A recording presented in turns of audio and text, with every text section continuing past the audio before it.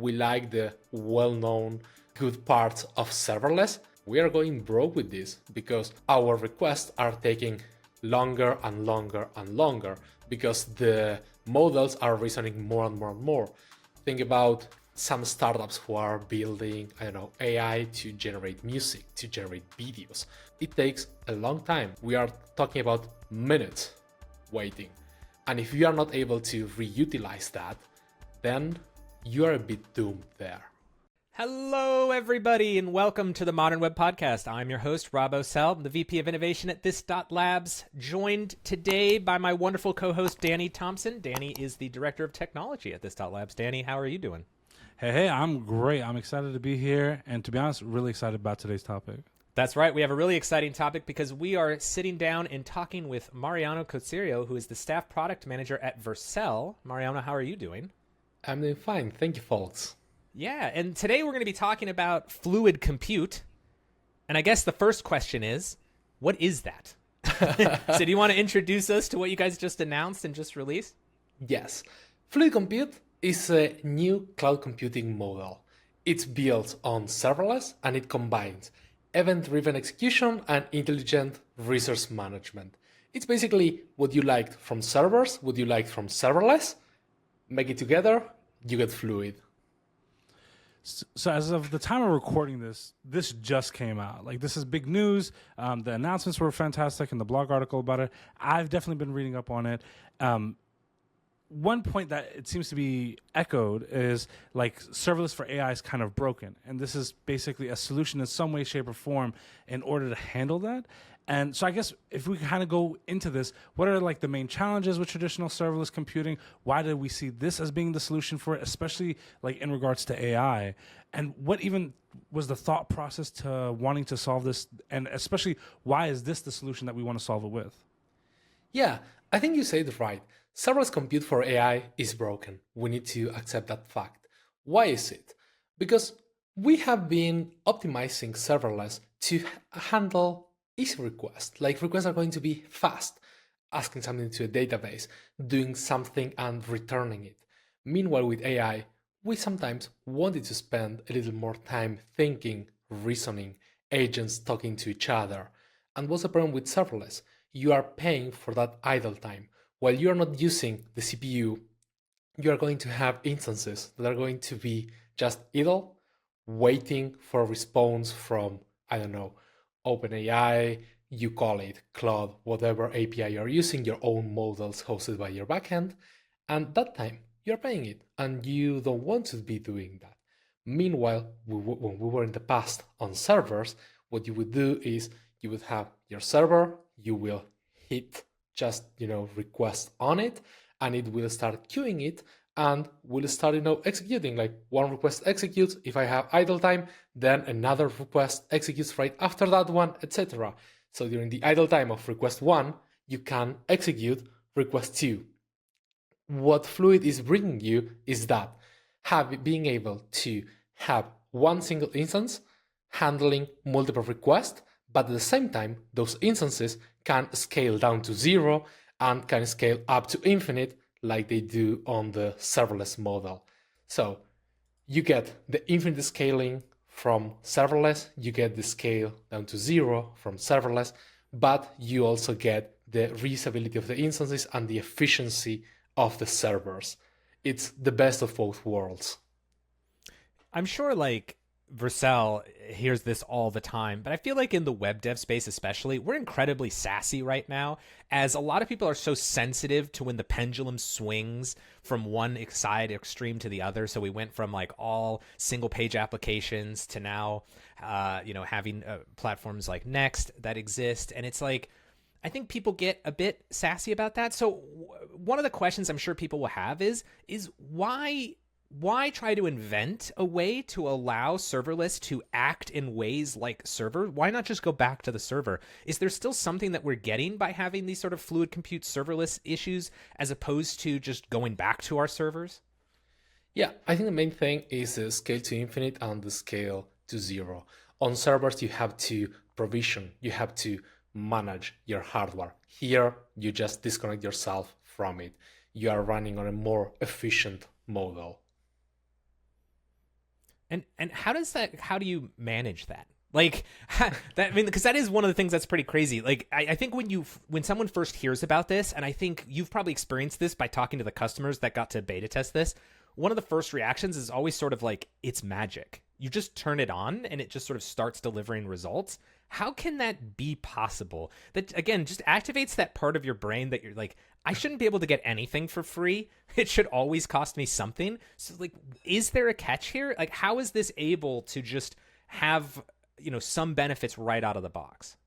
Yeah, I totally get what you're saying. We have customers who have turned it on and they have suddenly seen, hey, you are now saving 85% of compute costs. And why is that? Because their functions, the way that they are structured is just, a little compute, then a call to a model that can take up to 10, 15 seconds.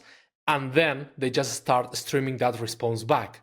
If you think about it, you're only using from the compute that you are paying for the beginning of it. The rest of the time, that instance can be still holding more requests. So the way it works is a really smart load balancer, a really smart router that takes care of checking what is in flight, what is not, different values from those instances, checking what's the health status from them, and then it acts like a router sending the request to the right instance in the right time. It's funny.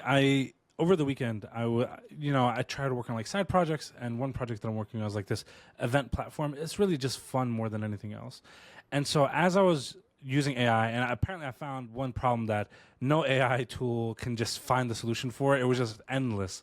And every single time, especially with these reasoning models, like you have 30, 40 seconds where nothing is happening. Even I was like, man, it would be great if I could even just run a second command right now, or just rerun something else.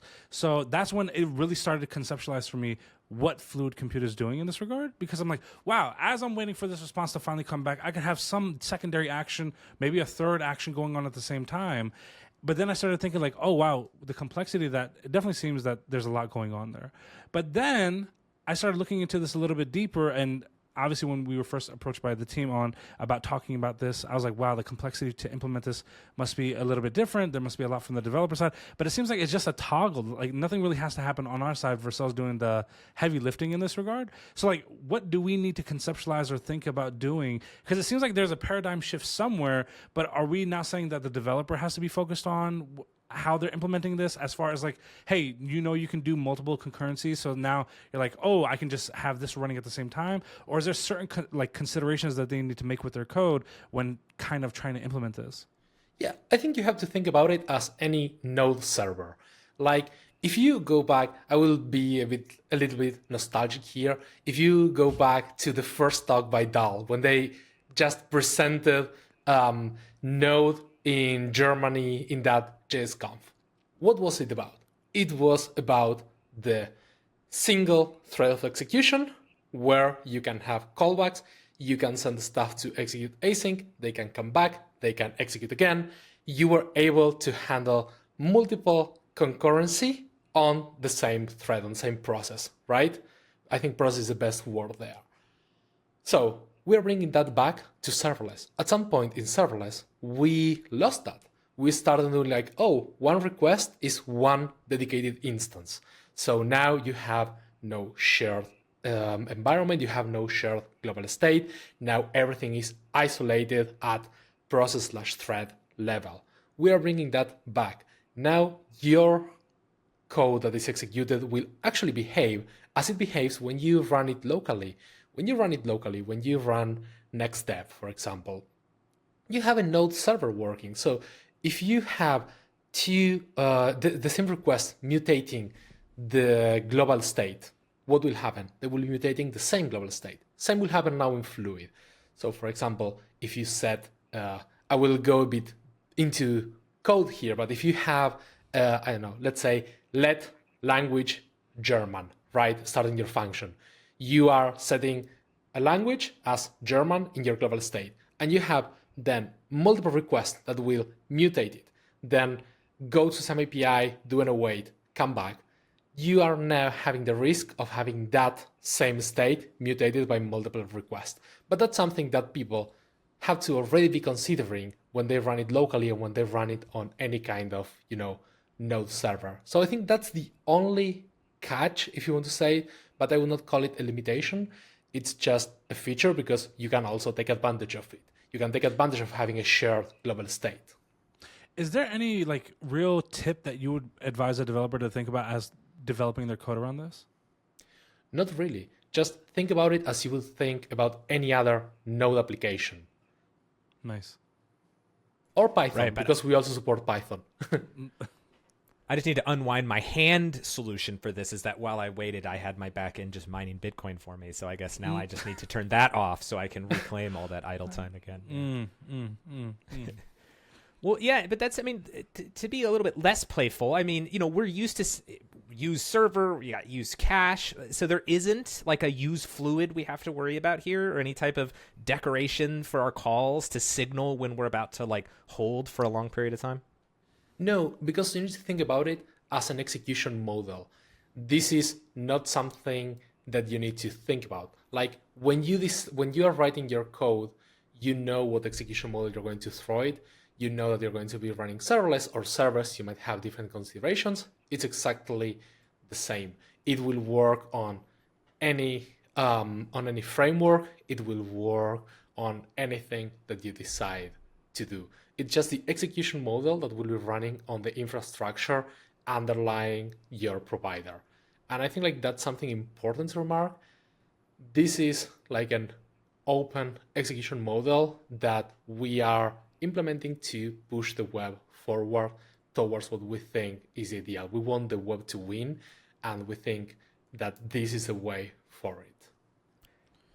Earlier, you said that serverless compute, and we talked about how serverless compute for AI is broken. But I'm wondering if it's actually stronger than that. Like, did you see, or did you see, and your team see that AI and the way that it operates with serverless was kind of an existential moment for serverless? Like, if we didn't have a solution like fluid compute, was it possible that as an architectural pattern, it was just bound to fail because of this problem? Because, again, people might be cynical and go, oh, sure, Vercel is giving us a feature that's going to cut our bills down by 50% just out of the goodness of their hearts.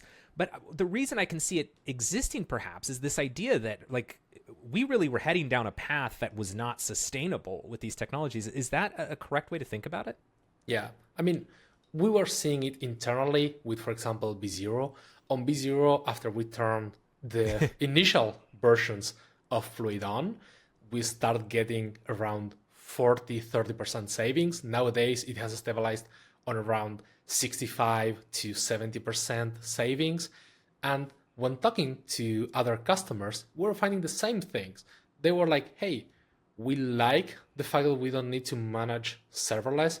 We like the well-known good parts of serverless, but we are going broke with this because our requests are taking longer and longer and longer because the models are reasoning more and more and more. Think about some startups who are building, AI to generate music, to generate videos, stuff like that.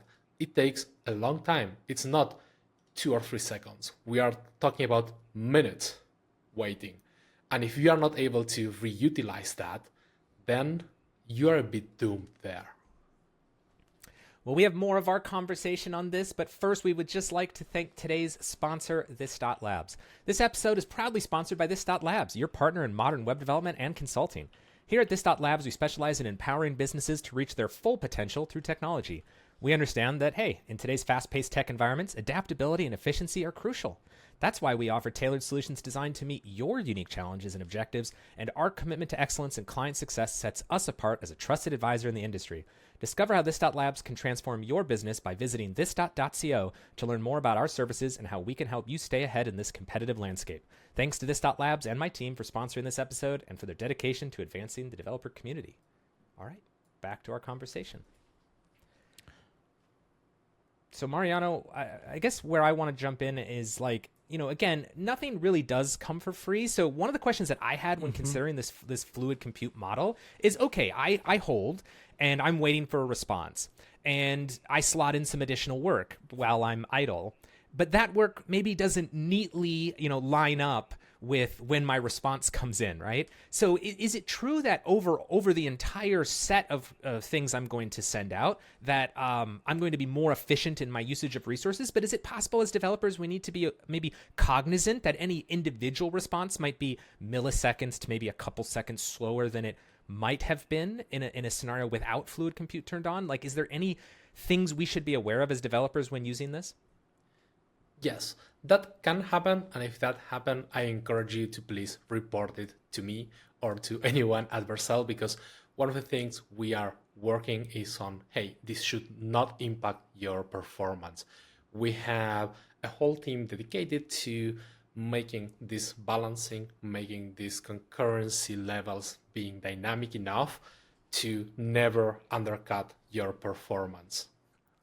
Yeah, just real quick follow up to that though. So the way that it's intended to not affect it, I mean, again, maybe I'm just not thinking of this correctly, and maybe I'm just too in the weeds. Feel free to say we're just a little too in the weeds on this one. But like, if I call out, say, to a model, and then I slot in some additional work, and for some reason it just doesn't quite finish at the same time, when it comes back, is it going to farm like what was left of my original execution maybe out to another idle instance to clean it up? Or is it just that there's something about the way that it's implemented technically that it's trying its best to keep things like lined up, or maybe have some sort of interrupt way of doing it? Like, what is the intention there to make sure that it's not affecting the performance of any individual thing? Yeah, I think like the trade-off and the way that it works is we have this concept of dynamic concurrency that will be fluctuating based on your current workload and how many requests you have, how those requests are behaving, etc. So we are going to try to keep it into the best possible performance. If we have one request that we see one instance that we see that is getting too busy, that is getting de-aligned from your P50, your P75, whatever, we will balance it. So you said one thing earlier that has kind of stuck with me, and I've been kind of running with it in my mind a little bit, but I can't find a reasonable solution. So you said at one point we'll have one operation happening, we'll bring in a secondary item.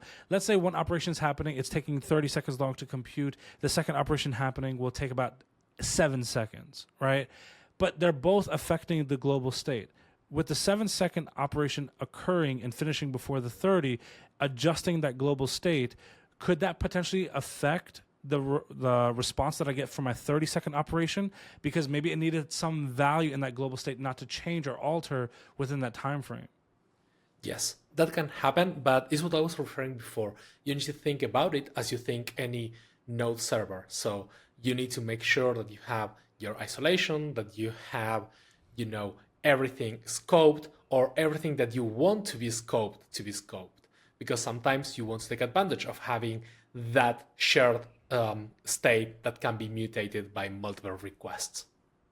Okay, and so then this kind of brings me up to another thing. We talked about, and this is like a slightly sensitive topic for me anytime we talk about money, potentially saving money, but there's also that potential that maybe someone does something incorrectly and it just costs them a lot of money. Like there's no shortage of pictures on the internet where someone can say, I just ran up a $50,000 cloud bill because I wasn't paying attention to one function or something like that.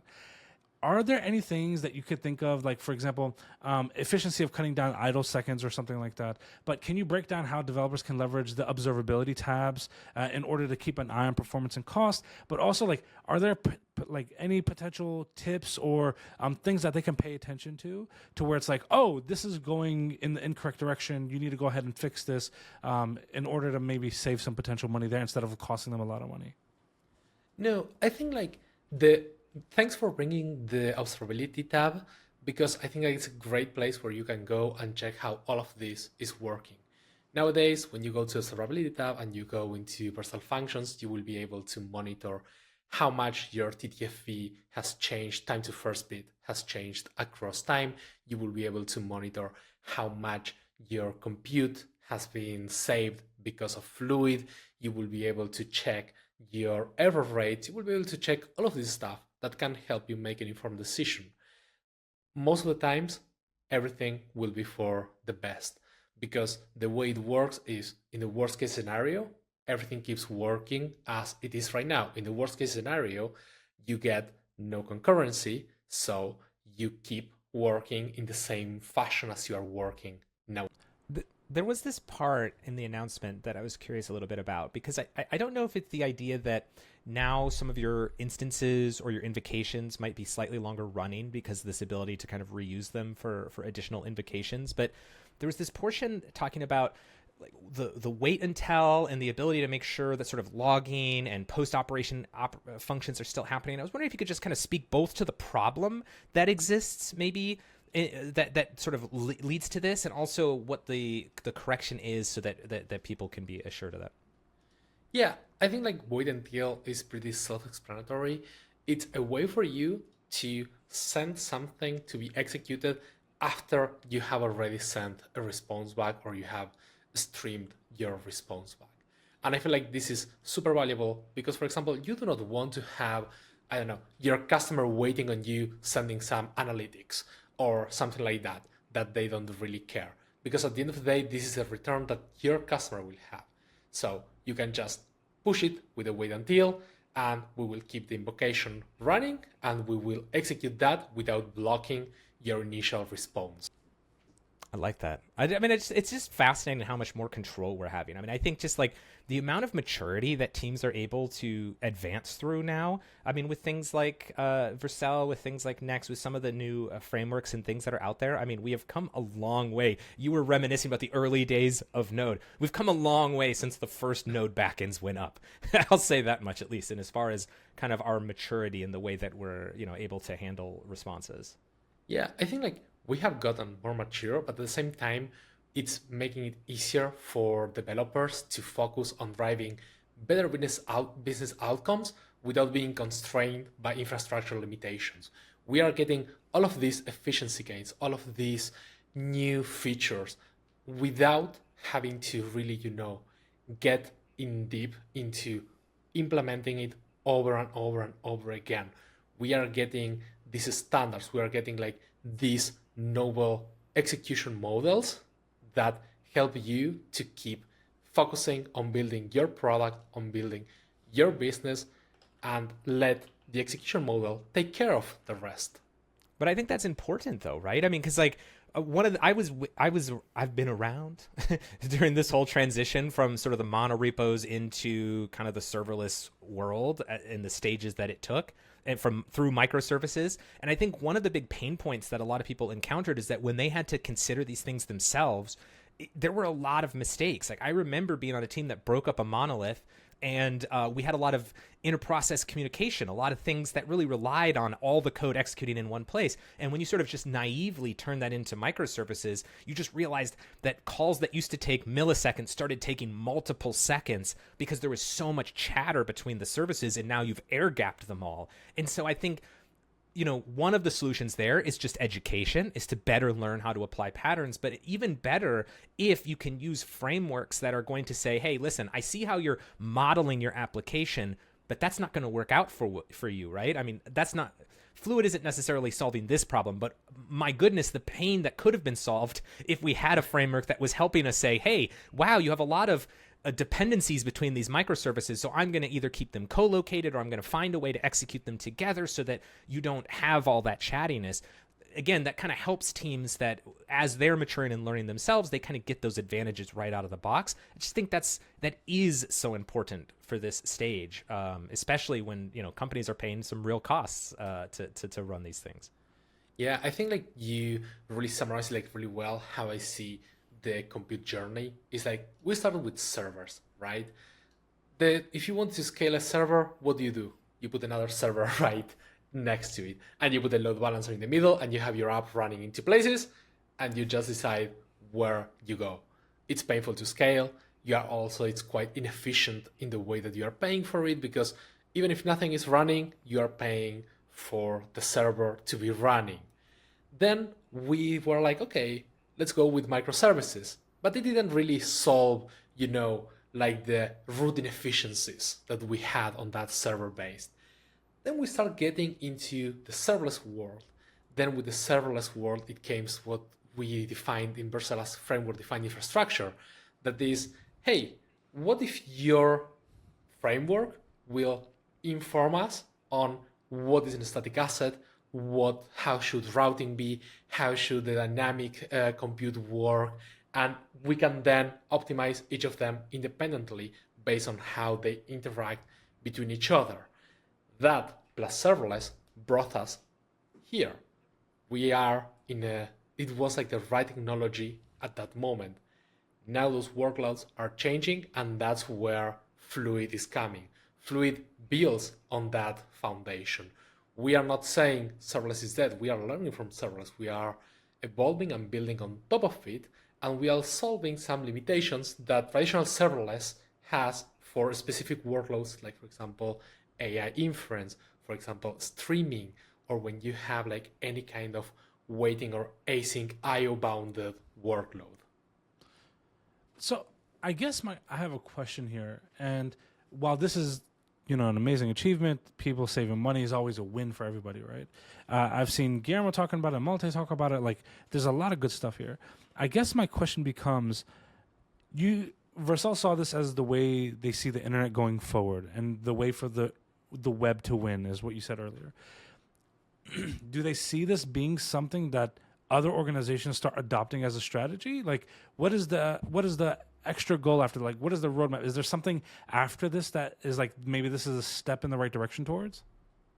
Yeah, I think like we are going into that. Like, as when serverless came and different organizations started implementing their own flavor of serverless, we are also pushing for others to make the web better. Again, we want the web to win. So if we see that happening, that's amazing. Has it surprised you and the team how effective it was out of the gates? Because I feel like with any new invention, sometimes it's the case, it's like the team believes in it before the community does.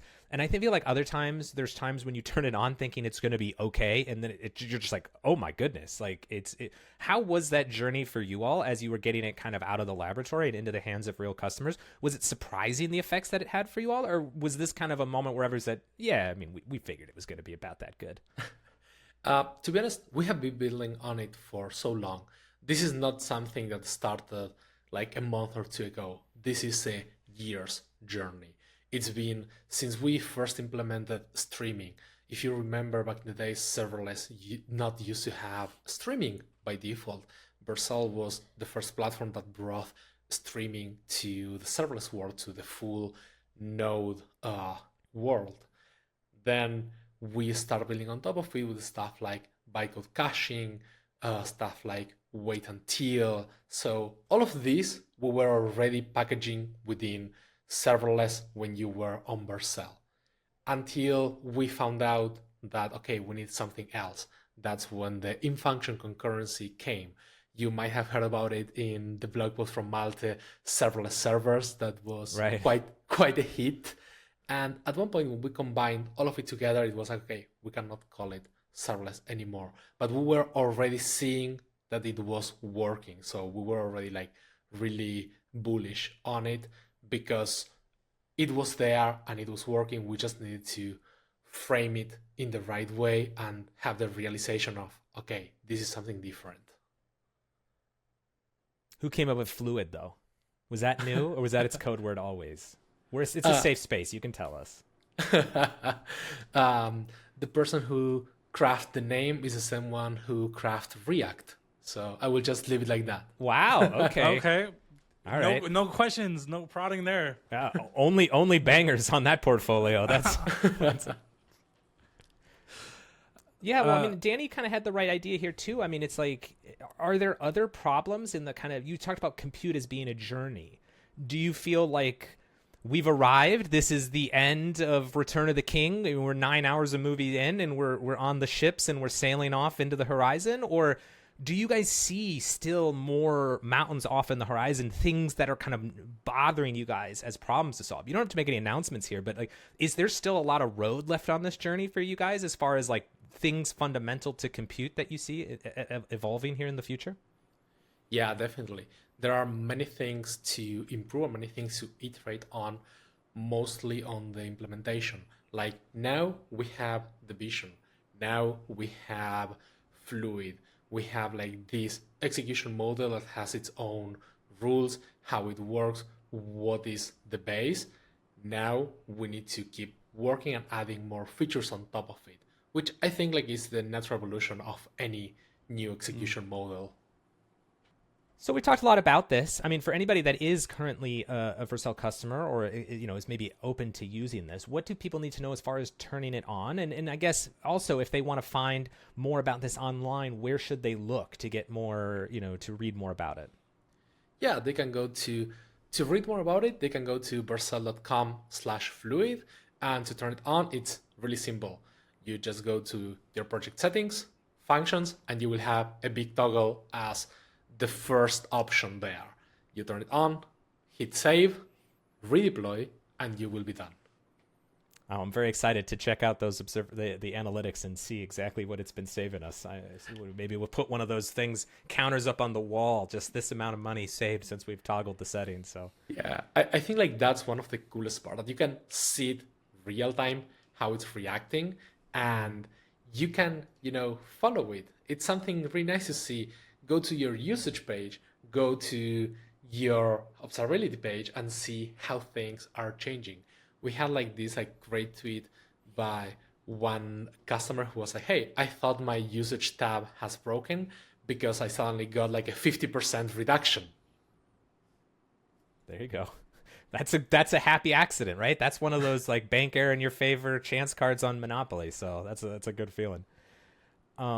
Great. Well, very, quickly we found ourselves at the end of a really fun conversation about Fluid here. But for people that want to maybe find you online, Mariano, like where is it that people can connect with you online if they want to, carry this conversation forward or find out more about what you're doing online?